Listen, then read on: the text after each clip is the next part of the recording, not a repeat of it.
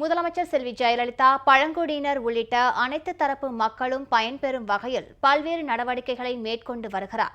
முதலமைச்சரின் சீரிய நடவடிக்கையால் நெல்லை மாவட்டம் பாபநாசம் மலைப்பகுதியில் வாழும் பழங்குடியினர் அனைத்து வசதிகளும் பெற்று வசதியான வாழ்க்கையை அனுபவித்து வருகின்றனர். தங்களது வாழ்க்கை தரத்தை உயர்த்திய முதலமைச்சருக்கு அவர்கள் மனமார்ந்த நன்றி தெரிவித்தனர். இது குறித்த ஒரு செய்தி தொகுப்பு. கடந்த 2011ஆம் ஆண்டு பதவியேற்றது முதல் முதலமைச்சர் செல்வி ஜெயலலிதா பழங்குடியின மக்களுக்காக பல்வேறு நல்வாழ்வு நடவடிக்கைகளை மேற்கொண்டுள்ளார். இதன் பயனாக மலைவாழ் மக்களும் பழங்குடியின மக்களும் பெரிதும் பயனடைந்துள்ளனர். நெல்லை மாவட்டம் பாபநாசம் அருகே உள்ள மேற்கு தொடர்ச்சி மலையில் காரையார் காணி குடியிருப்பு பகுதியில் 150க்கும் மேற்பட்ட பழங்குடியின குடும்பங்கள் வசித்து வருகின்றன. எங்கோ ஒதுக்குப்புறமாக உள்ள மலைக்கிராமத்தில் வாழ்ந்து வரும் இவர்களையும் விட்டுவிடாமல் முதலமைச்சர் செல்வி ஜெயலலிதா செயல்படுத்தி வரும் நலத்திட்ட உதவிகள் இவர்களை சென்றடைந்துள்ளன. குறிப்பாக இம்மக்களுக்கு விலையில்லா மிக்சி, கிரைண்டர், மின்விசிறி வழங்கப்பட்டுள்ளதுடன் சூரிய சக்தி மூலம் இயங்கும் தெருவிளக்குகள் அமைக்கப்பட்டுள்ளன. வீடுகளுக்கும் சூரிய சக்தியுடன் கூடிய மின் இணைப்பு வழங்கப்பட்டுள்ளது. பழங்குடியின மக்களின் குழந்தைகளுக்கு கல்வி கற்க அரசு உண்டு உறைவிட பள்ளிகள் நிறுவப்பட்டுள்ளன. இப்பள்ளிகளில் மாணவர்களின் அறிவை மேம்படுத்தும் வகையில் பல்வேறு உபகரணங்களும் இடம்பெற்றுள்ளன.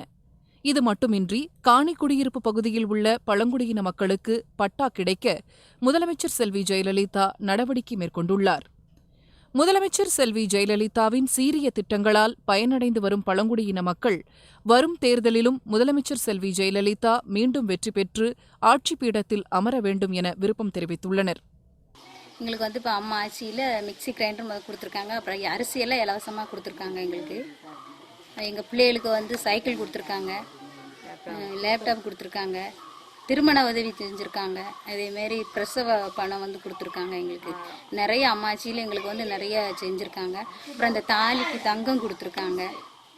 அதனால் அம்மாவை தான் நாங்கள் இன்னும் முதலமைச்சராக வரணும் அப்படின்னு நாங்கள் விரும்புகிறோம். எங்கள் ஓட்டெல்லாம் அம்மாவுக்கு தான். அம்மா ஆட்சியில் இலவச மிக்சி, கிரைண்டரு, ஸ்பேனு இதெல்லாம் எனக்கு கிடச்சிருக்குது. அது மட்டும் இல்லாமல் பள்ளிக்கூடத்தில் படிக்க என் குழந்தைகளுக்கு 2 குழந்தைகளுக்குமே ஒரு வருஷத்துக்கு 6 யூனிஃபார்ம் ட்ரெஸ் கிடச்சிருக்குது. என் 12ஆம் கிளாஸ் படிக்க என் குழந்தைக்கு லேப்டாப் கிடச்சிருக்குது. அப்புறம் அவளுக்கு மிதிவண்டி அம்மா சைக்கிள் கொடுத்துருக்காங்க.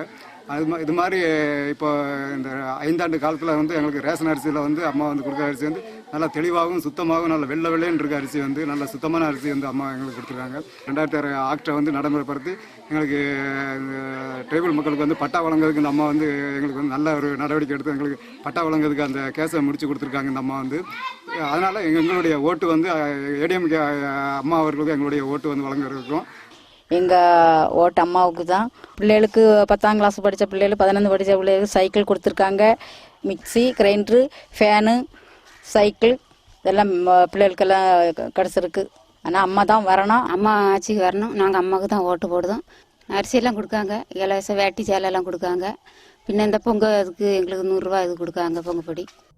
பழங்குடியின மக்களுக்கு நகரத்து மாணவர்கள் பயன்படுத்தும் விலையில்லா மடிக்கணினிகள் வழங்கப்பட்டிருப்பதும் முதலமைச்சரின் சாதனைகளில் முதன்மையானதாகும்.